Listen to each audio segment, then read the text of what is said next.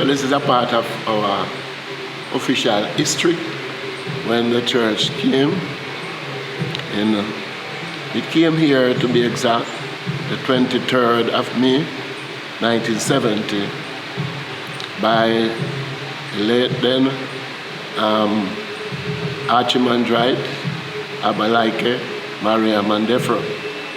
Yes, he was the one who brought the church here, 1970.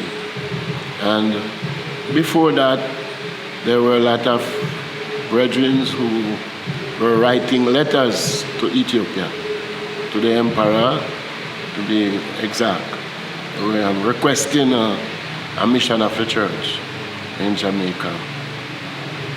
And however, when he came on the state visit, 1966, now that he had made them a promise that he would send something for them. And the promise was fulfilled 4 years after, that was 1970, when he sent us a priest and an Amharic teacher.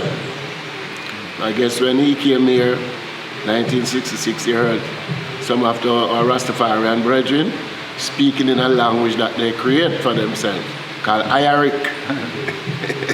So he realized that they desire us greatly to have their own language.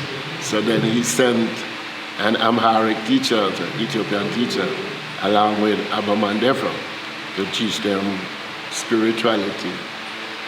And the church came, it was at Kingston, and then it started to grow. From there, many baptism, miraculously.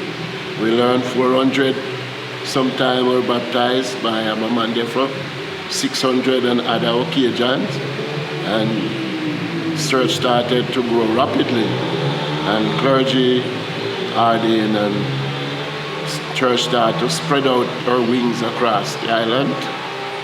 I remember there were 8 branches of the Ethiopian Orthodox Church in Jamaica, even in the 90s when I used to prepare a calendar for all 8 branches in the island.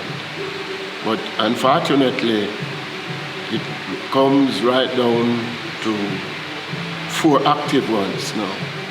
And these are the Holy Trinity at Maxwell Park, Maxwell Avenue, which is the headquarters, and St. Mary of Zion, Milford Road, Ocherias, and St. Gabriel, Oak Bay, Portland, and St. Mark here in Savlamar, Westmoreland, New Market Oval District. So over these 35 years, the church had spread her wings, but unfortunately, we should be increasing in numbers. There's also another one that is at Belmont. Never remember that one. That one is named St. Raphael.